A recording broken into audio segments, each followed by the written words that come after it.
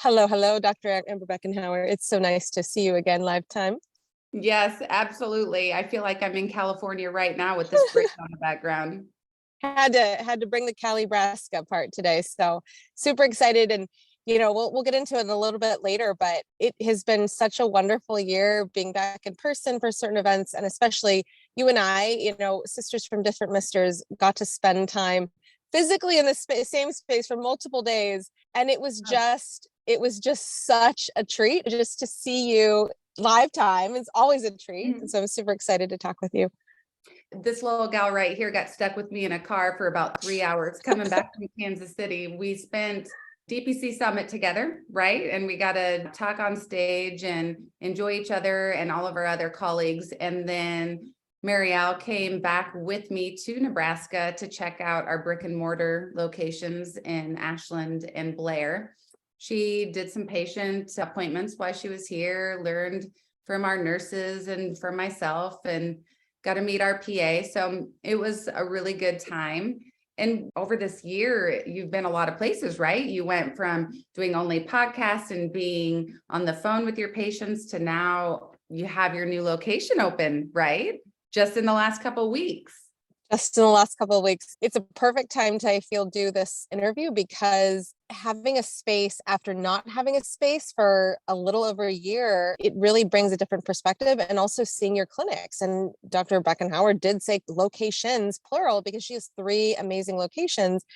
And seeing those spaces, and the number of DPCs that I've seen in person is very few, unfortunately, up to this point. I've seen Dr. Janine Rodham's office, I've seen your offices, and it's a different feel. It's not a good or bad thing in any sense, but it is such a different feel. And for me, it was very inspiring to have, I still think of the day that I saw Dr. Rodham's office.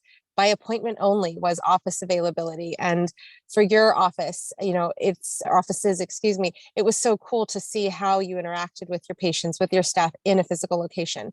And so it is true. In October, I opened up Big Trees MD, a physical space, and I've seen about 4 patients of my own practice in the location. And then I actually ran a free flu clinic for the community. So I'm working with the local public health department to bring clinics like this to our community, and to have a physical space where people can see, oh, there's actually a medical clinic here in Arnold. This is amazing. I didn't know this existed. It definitely was a way for me to share with the community that I existed, but also just to hear the feedback of like, oh my goodness, I couldn't get down the hill 30 minutes to get my flu shot before they closed. And I don't get off of work until, all those stories. And so just really being a community-based physician now with a community-based physical space, it definitely brings a different layer to Big Trees MD. What would you say are the biggest pros and cons? I mean, you interview all these people for at least over even the last year, and every day you're just thinking about, in your mind, what would my office look like? When is this going to happen? When you put those things into perspective and drive around to IKEA and Target and everywhere else, get all your decor. I mean, what do you think was your biggest perk or your favorite thing about opening that office or getting down to that moment?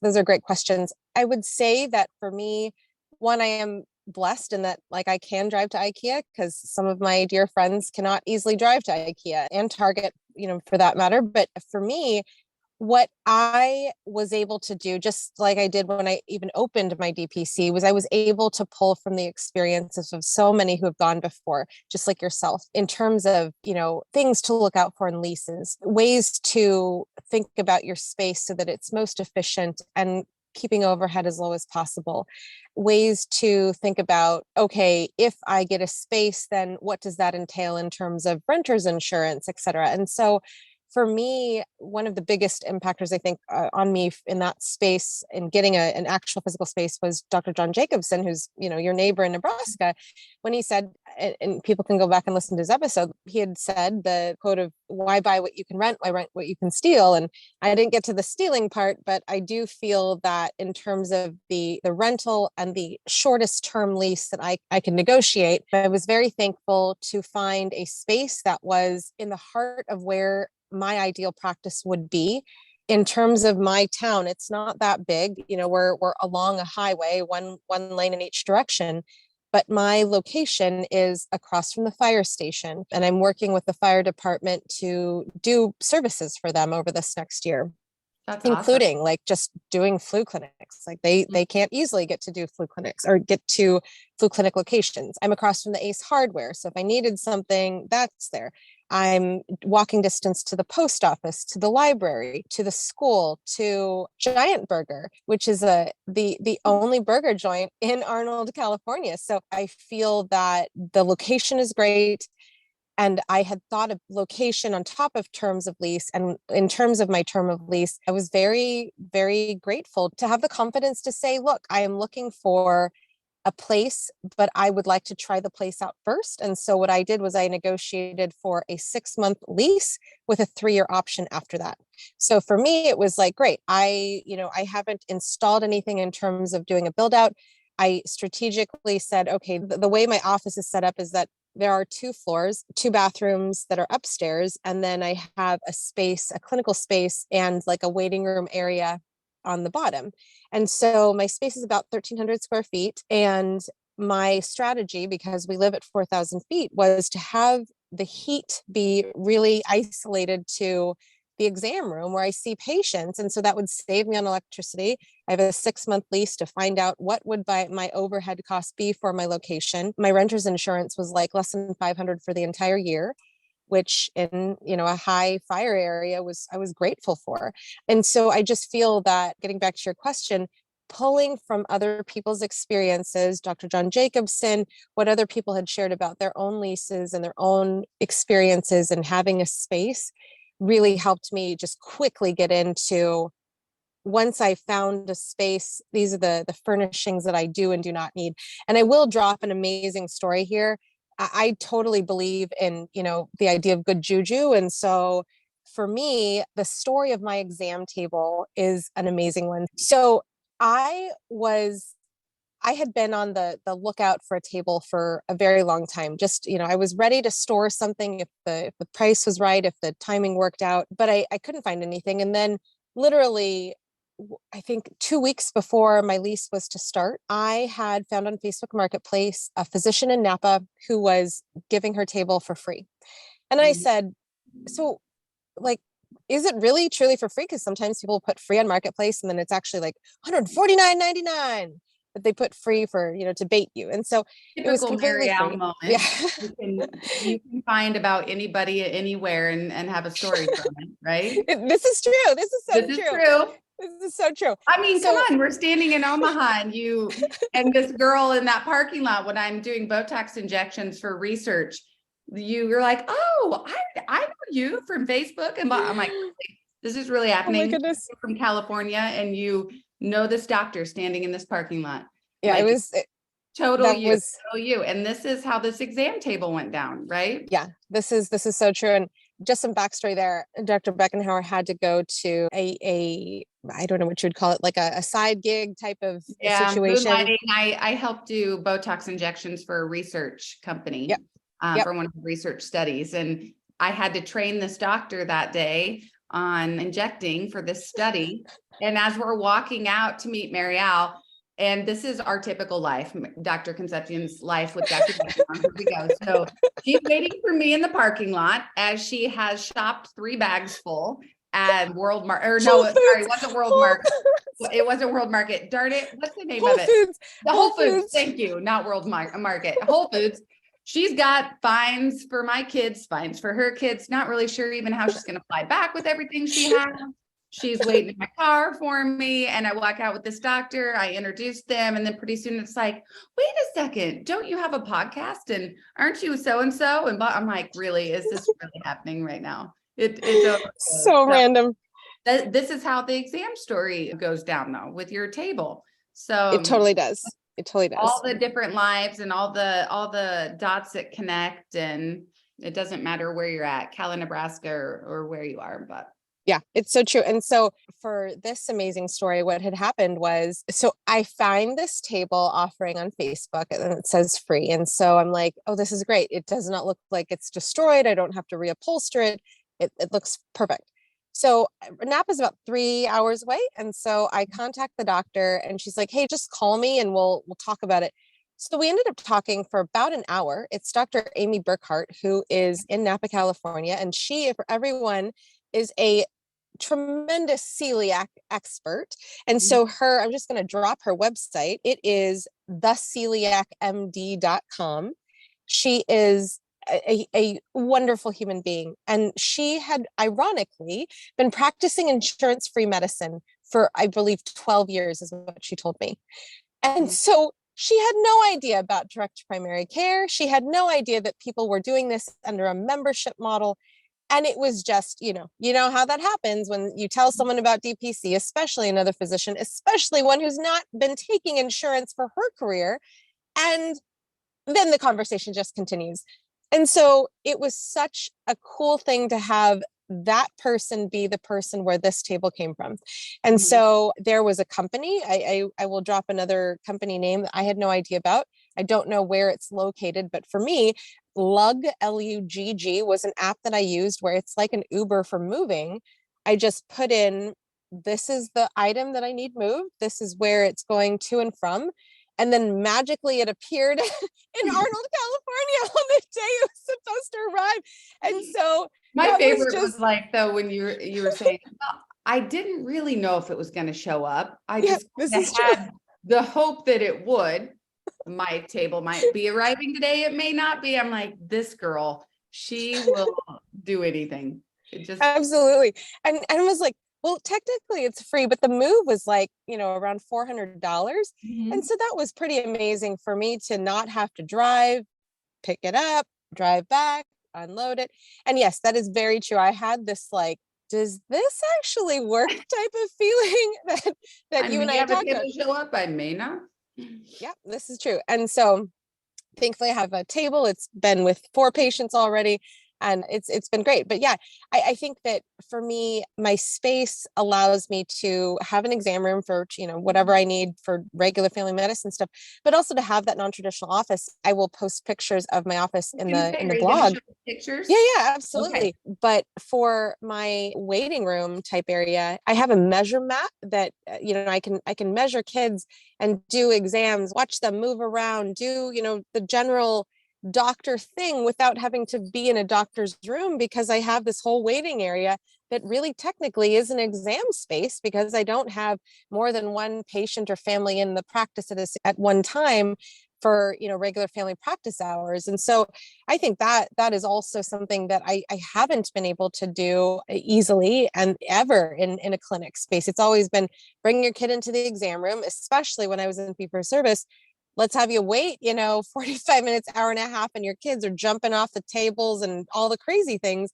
And now it's like I have a little tent that I popped up that has some fairy lights and kids. And I for me, listening to other people and hearing the stories about how kids use spaces, for me, it was even down to, I have textured pillows of all sorts of textures. So if a kid is, sensitive to something, that even the textures, they could potentially find something that soothes them or that they feel comfortable with. And I have this IKEA kids table with, the placemat type thing. It's like an ocean scene where kids can scribble. And so it's been great too, that like Asher will say, "Mom, can we go to your office after school?"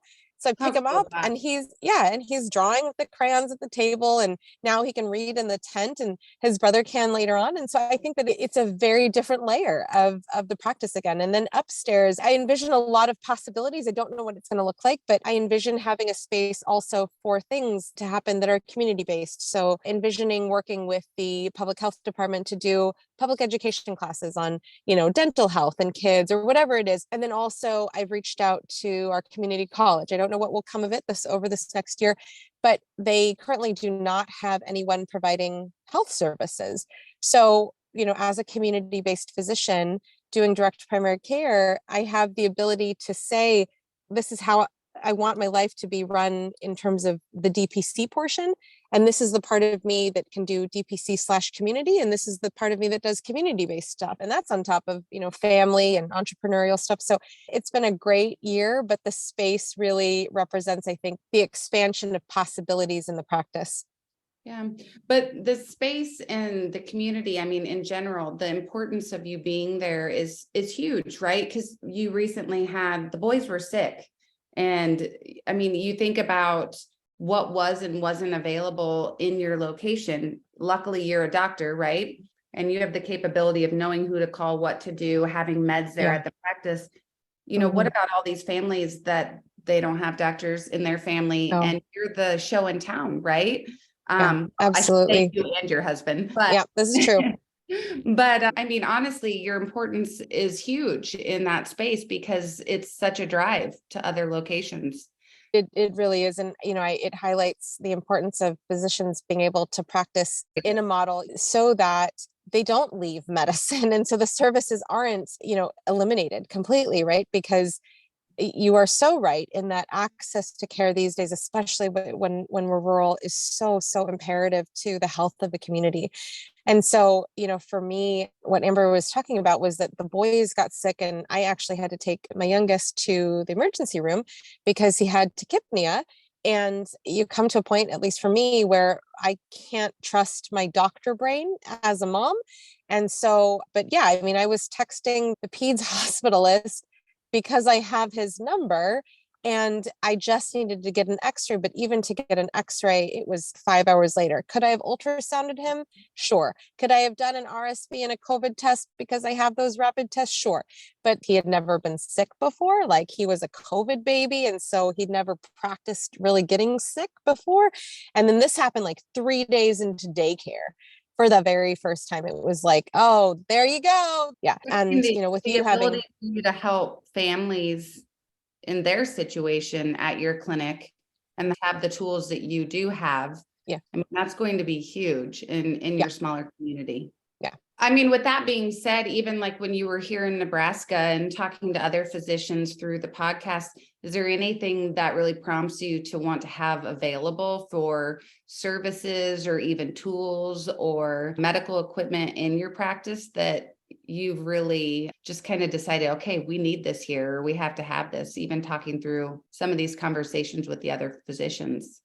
Yeah, and definitely that's been like, I think I alluded to it last year also, that like I really would like to have a space to offer community services that are separate from my regular membership. And so things like weekend circumcision clinics, like literally just the availability of a family to get to a clinic, it is a huge thing over here. And doing things like skin cancer screening, dermatology procedures, because people can't get access. I mean, like basic things like that, like flu clinic once a month or whatever it is, those ideas are definitely coming from, one, my community, but two, having talked to so many physicians about what they offer in their own communities. Like Dr. Vicky Borgia offers free sports physicals to her local schools. Amen. Like, why can't all of us do that? Oh, wait, we can do whatever the heck we want now. Yeah. Yeah. Yeah. Oh gosh, I know. This Friday, we're having a free PRP clinic for veterans for Veterans Day. And you're exactly right. What you want to do, you can do. It's your clinic. And speaking of your clinic, balancing things, how has the last year been with the podcast really kind of exploding? It's definitely completely different than it was a year and a half ago, a year ago, right? And now you have this clinic that you have to open, and well, not have to, but you are at a point where you want to, but the boys are growing, right? Yeah. Trying to balance that too. And what does the last year look like with the podcast and balancing all that? And what do you foresee it turning into after this? A great question. So I don't necessarily think the brick and mortar is adding in terms of time suck. I don't feel that at this point, and clearly I just opened the office, but what I feel is that it can actually be helpful. Yeah. I Well, was especially talking with to you spending time driving to all those places, correct. right? So it definitely will add Exactly. more time in your bank there. Yes, absolutely. And I was talking to a pediatrician who does exclusively home visits, and she and I were talking about how doing home visits is definitely limiting her growth. And I can understand that and relate to that, because it's like, I get that, you can have Dr. Jalon Burton has a great way of, in the DMV area, that's the DC, Maryland, Virginia area, that she has, on this day I go to this area. And while that's probably the best and smartest way to do things, I tend to find myself spending longer at home visits. And I've had to put boundaries to say, like, I have my watch now. It will go off in 45 minutes to alert me that when I'm talking and I'm in my doctor mode and I'm in my chatting mode, that I have to like rein it in because I have to get going to the next person's house. And so Oh yeah, that would not be good for me. yeah, yeah, I don't even know how you do it. Yeah, that would yeah, be it was definitely an exploration of boundaries for sure, because I love my patients so much. It was just like, I had one lady who she had a lot of concerns that were back to back. And I was like, sure, I'll come over. And it was like, I thought it was going to take half an hour. I really thought it was, but you know, You've never like, done anything in a half hour. maybe a flu vaccine, but Yeah, okay. You got me there. oh man. But yeah, I mean, I by nature am someone who like who's doing a podcast. I mean, I love talking to people. And so it's definitely been an exercise there, but learning exercise in terms of home visits are great for certain things. Like my patients who, you know, they, because of whatever reason, age, physical status, mentation status, whatever it is, if they need a home visit, I still have the ability to do that service for them. But for the people who are like, I don't mind coming to the office. Great. Saves them money on doing home visits, because I do, after a certain point, charge an extra fee for home visits, but they can just come into the office. And so just like your own office, there's no fees every time they come into the office. In regards to, you know, balancing the podcast and the kids, it definitely helps to have care involved. Like it takes a village, absolutely. And for me, you know, having school for Asher and having daycare for Nolan, it's definitely helped to free up time that I can really have a block of time to focus on things. I just need to maximize on that time, which I'm working on. That's where I feel I'm very, yeah, I hear you. But that's where I feel I'm very much in a sophomoric stage rather than a freshman stage of all of this. Even though I've talked with so many physicians, it's like in my own practice, I still feel, yep, I am in year 2.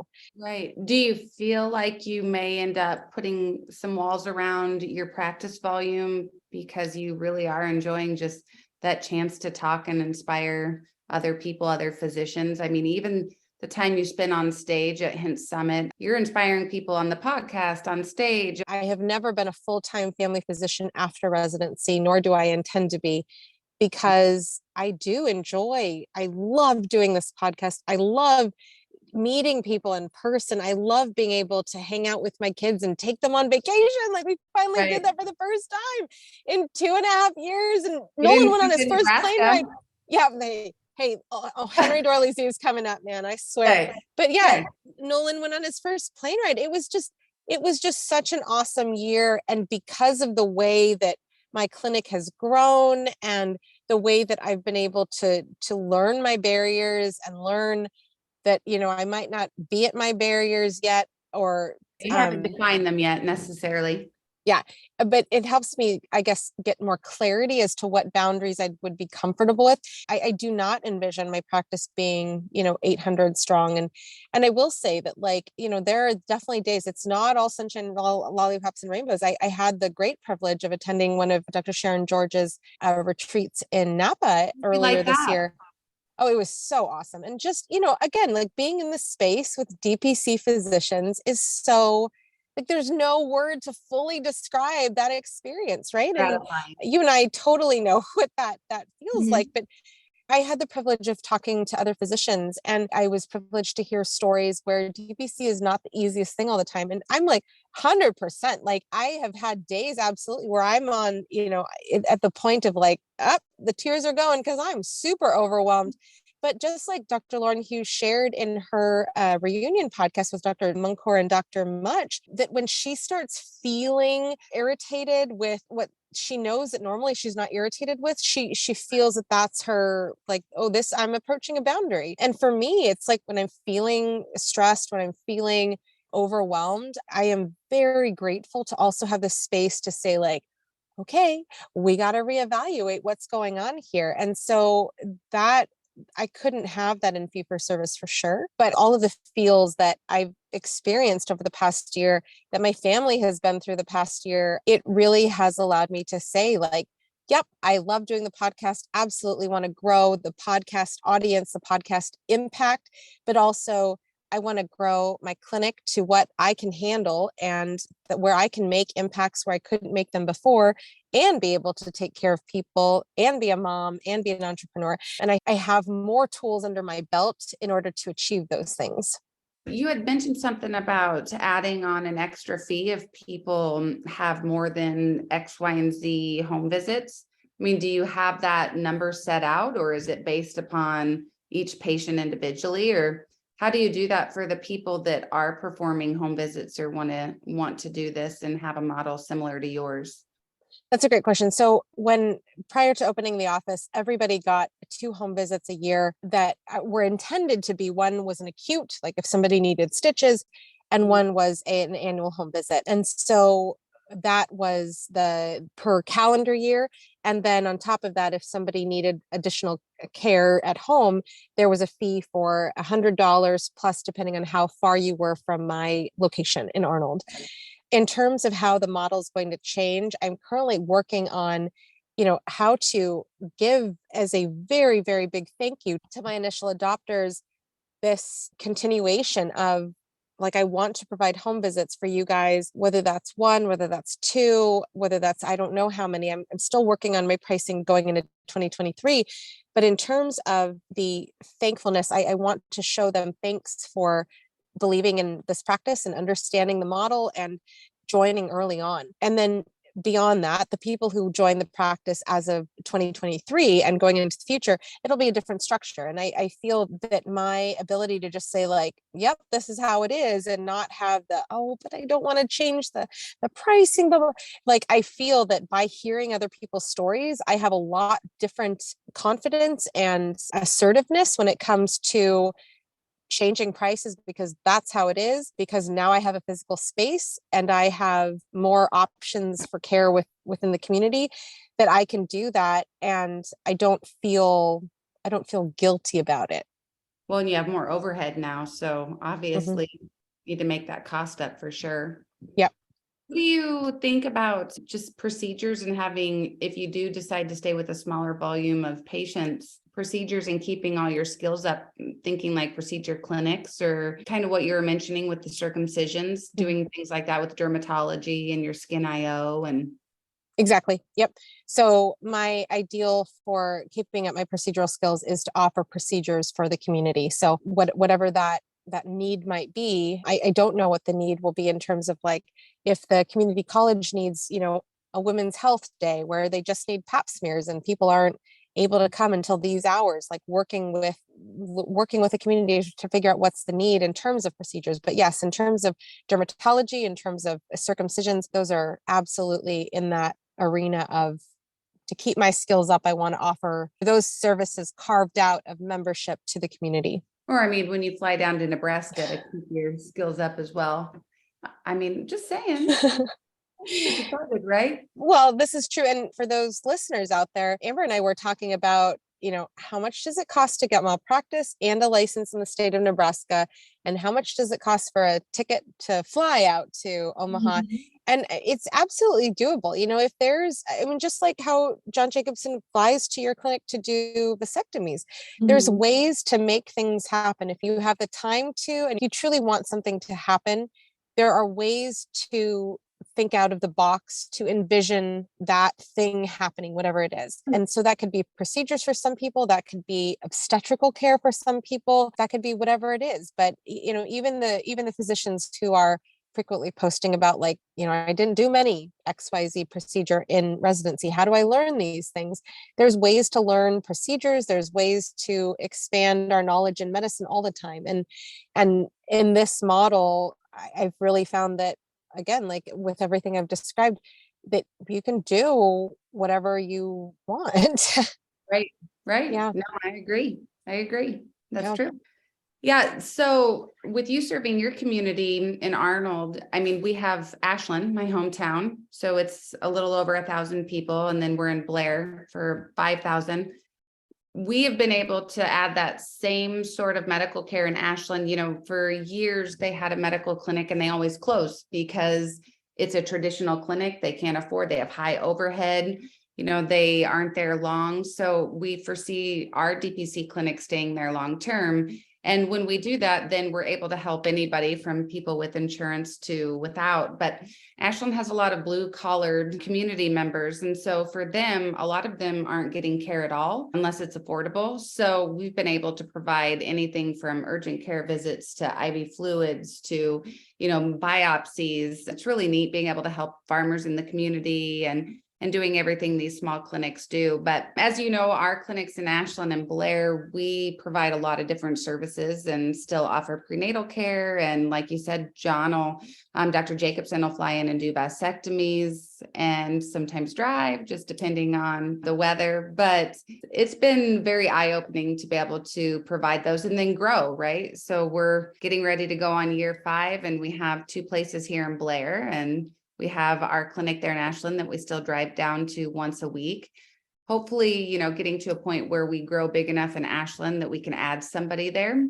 So then they're more than just once per week, maybe even have our nurse there 5 days a week or a nurse there 5 days a week. Other than that, we spend a lot of our time here in Blair. There are a lot of people that seek care outside the traditional medical system and the hospital here, but also people that utilize both our hospital and our clinics. So we've just been really blessed to have grown as much as we have in the last few years here. But when you were here, obviously you got to see we're doing, PRP, PRF, we're doing OB care, we're vasectomies, IV fluids, biopsies.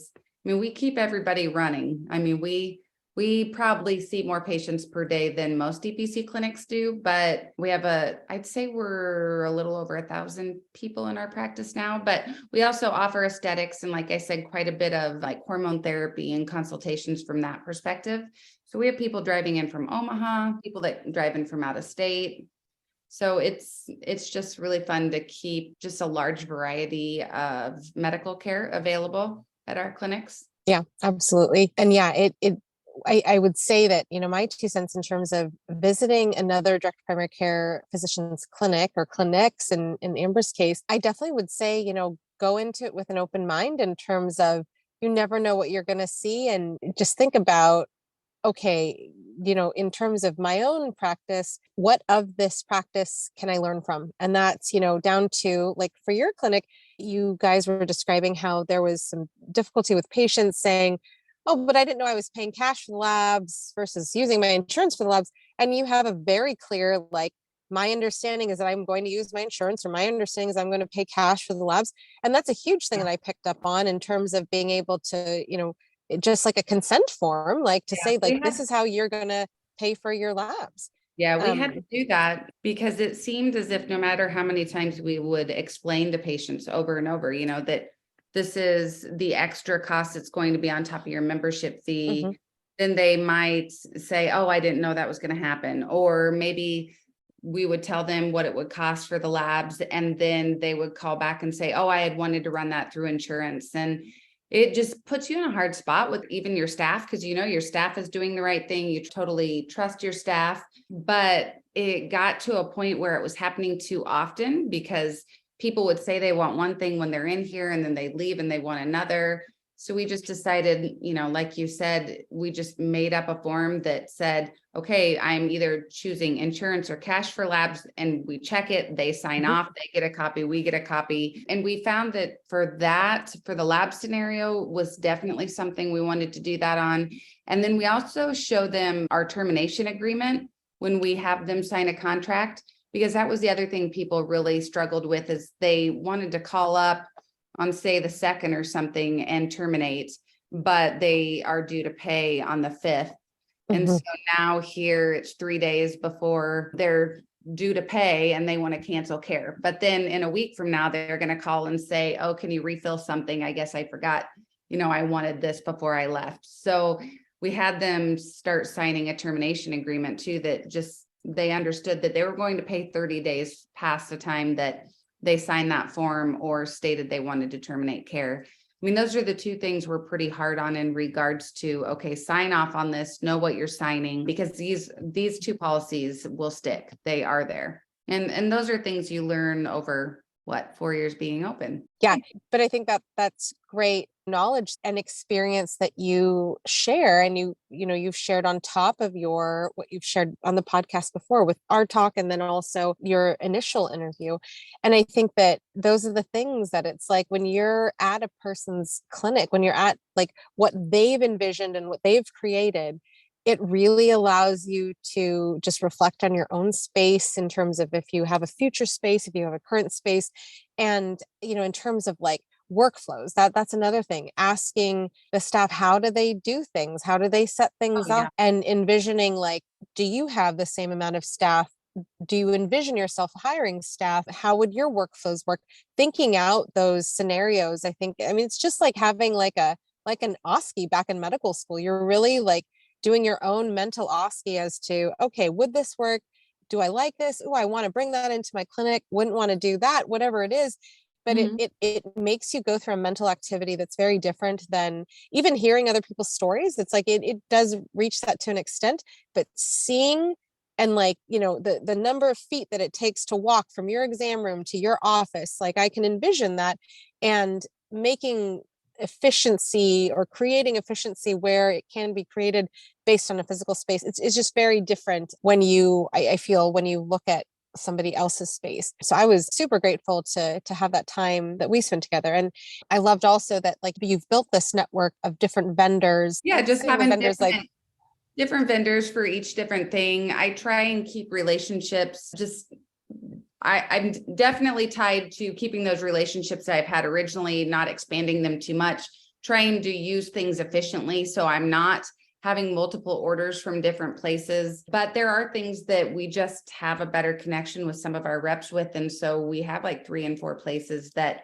we get different services from, but we also offer a lot of different services. So we don't just have our Henry Schein GPO, like you were mentioning, we have our custom pharmacies that we're getting things from too as well. And then like most people, they have their pharmaceutical reps coming by and But yeah, I really value relationships with those individuals. And that's how we've been able to have a successful clinic and grow.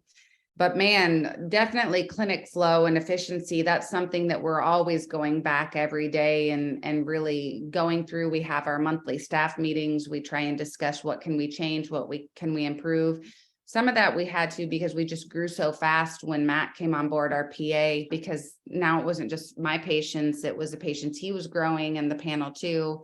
So, we went from 2 nurses to, now we have 4 and we have a receptionist and we have Matt, and that all grew in like a year. We had a clinic lead for a while and she's now no longer with us. So I definitely would say HR is a lot of work. That's the thing I think people underestimate. Even Dr. Lassie and I have talked about that before. It's like, wow, I'm drained from the amount of HR, just mental work that you have to do. And it's not always that it's bad HR. It's just that it's a lot of work trying to run the administration side of your clinic as well.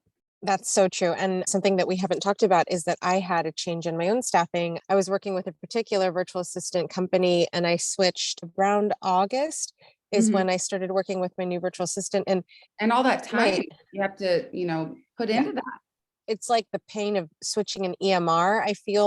Thankfully I haven't had to do that yet, but for me, switching to a virtual assistant and figuring out, it was very eye-opening for me to really experience the difference between somebody who is not medically trained and somebody who is an RN, has been an RN for over, 10 years, bedside medicine, and able to understand things medically, or able to even have come from training specifically to be a medical virtual assistant. So I'm very, very blessed. Domelane is the virtual assistant who came on board as an RN in August. And it's been wonderful to be working with her in such a different way. But it's also made me think about the workflows and like literally rebuilding from the ground up different workflows, because what I found too often, my workflows, there's too many steps to them. And so for me, especially the way my brain works, that's again, going back to that sophomoric phase, I really feel it's like, okay, no matter how many stories I have listened to and how many people I've spoken with, man, going through it, it helps. It helps immensely to have those stories and those lessons behind you. But then when you're actively dealing with how am I going to fix this situation in particular, then that, again, I'm very grateful for the freedom to then be able to harness my own, what will work for me, and then create, the new workflow or whatever it is. But that's something that affects the rate of growth or my comfort with wanting to onboard a certain number of people per month, because I don't want to, I don't like the feeling of like, oh, I needed that, so now I got to add that because it wasn't there before. But now that it's there, I don't have to go through that again. So, for example, I'd always wanted a drip sort of campaign in terms of how to use the practice. Dr. Donna Givens had sent me her example of what she would do for her practice, and she used a CRM that had some kind of like recycling of the content in terms of, every so many weeks, her patients would get an email about XYZ, whether that be like how to send prescription requests or whatever it is. But I really feel that those types of personalizations, especially built off of your workflows, can really continuously bring that value proposition and that relationship based aspect of your practice to your patients. And repurposing content within your own CRM is a huge win, and it's a huge win for yourself in terms of future self. So that's one of the things that I'm working on going into year 2. We just got, we're finishing year 4, and just probably 4 or 5 months ago, we sat down on a Friday afternoon for hours, and one of the nurses and I, Misty, she used to work with me back in the traditional system as well.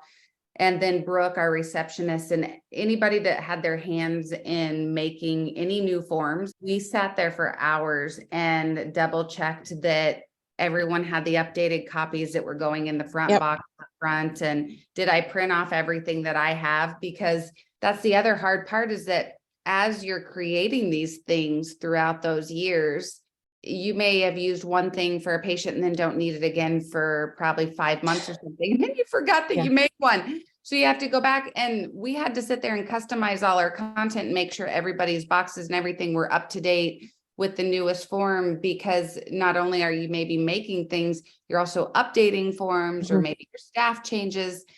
I think for sure paperwork, and even just like any consents and things like that, that is the hardest part of just the administration HR side, because there's just so many moving pieces. And you also have people that have their own computers and, have their own inboxes of stuff, and just making sure people aren't hoarding things away, and you don't know what they have. So it's very nice to have just you being able to manage all that. But for people that are running micro practices, and it may just be you, like, that is the time to get all your ducks in a row, because when you're at my stage and you have all these staff people, right, and things have changed, you have to make sure that people are using the right paperwork, and, just making sure everything's updated. So there are a lot of hands in the pot when you get this far. And I'd say that DPC graduation level of just going from that, like you said, freshman, sophomore, junior, senior, I mean, they really do change, which is why for the DPCA and the summit that we co-hosted with AFP, why we were trying to make sure there, when we were planning the summit, Dr. Lassie and myself and a handful of the other docs like Dr. Walsh, Dr. Forbush, and Purcell, we were like, okay, how can we strategize and make this for sure something right out of the gate? But don't forget about all these people that are trying to keep ducks in a row, right? And grow their practice, make sure they run their practice. There are just the different sides of business administration on that. But absolutely. And the people choosing DPC already have this amazing ability to choose a different way that is not necessarily the mainstream yet. And so then having that support, not only online, but then through the strategic curriculum that you guys set forth for the summit was incredible. And I think that this year, especially with the track 1, 2, and 3, it was even more effective at getting that message out there, that it's like, there are people who have experienced it all, and finding the people who are in similar stages to you, or being able to choose to look at and hear and see other people's experiences a couple years from where you are currently, it definitely, it's so powerful. And I mean, you and I, it goes back to that being in the same space as another DPC physician. It's like you and I are definitely huge how can we help you type of people, and whether that be patient care or DPC care, or DPC, inspiration when it comes to DPC itself, just being able to do this type of chat and just